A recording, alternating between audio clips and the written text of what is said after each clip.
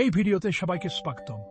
আজকে আমি তোমাদের এই এআই রান্নার নবিশ একটা ডিম রান্না করার দুঃসাহসিক অভিযানে বেরিয়েছি। শুনতে তো সহজ লাগছে, তাই না? তাহলে রান্নাঘরে একটা হাস্যকর হাত পা ছোড়াছুড়ির জন্য নিজেদেরকে প্রস্তুত করো। চলো একটু দৃশ্যটা বর্ণনা করি।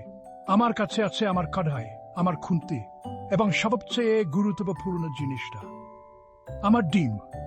আমি বেশ আত্মবিশ্বাসী বোধ করছি ভেতরের গুরুমের ছেকে জাগিয়ে তুলতে প্রস্তুত। কি এমন ভুল হতে পারে? প্রথম ভাব, কড়াই গরম করা।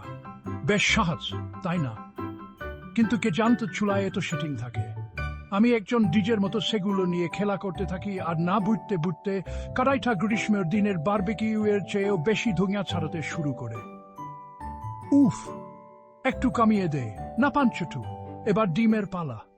সাবধানে ডিমটা ফাটিয়ে একদম সুন্দর করে ভাঙার চেষ্টা করে, কিন্তু হায়, আমার ডিজিটাল আঙ্গুলগুলো পিছলে আয় আর ডিমটা খোসাস কড়াইয়ের মধ্যে ডুবে আয়।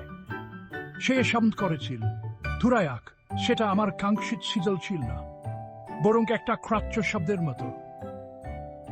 খোসার টুকরোগুলো বের করার চেষ্টা করতে করতে বুঝতে পারি এটা আর সুন্দর সানি সাইড আপ হতে চলেছে না। কুসুম ভেঙে গেছে আর চারদিকে ছড়িয়ে আছে ডিমের খোসার কনফেটি। রান্না দলটা একটা অপরাধের জায়গা হয়ে গেছে। কিন্তু অপেক্ষা করো, এখনো আশা আছে।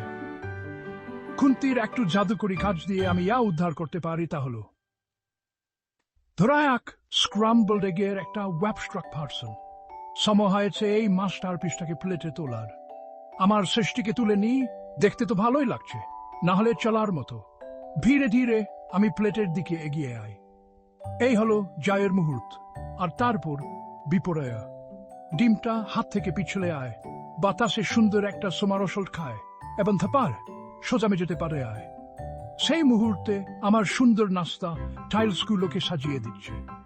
তবে যদি প্রথমবার এই সফল না হো, তাহলে ভাজো, আবার ভাজো, আর হয়তো শুধু হয়তো একটা জাদুও কাছে রাখো। এই ডিম শিলেন্ট ওয়ারবেচার দেখার জন্য সবাইকে ধন্যবাদ।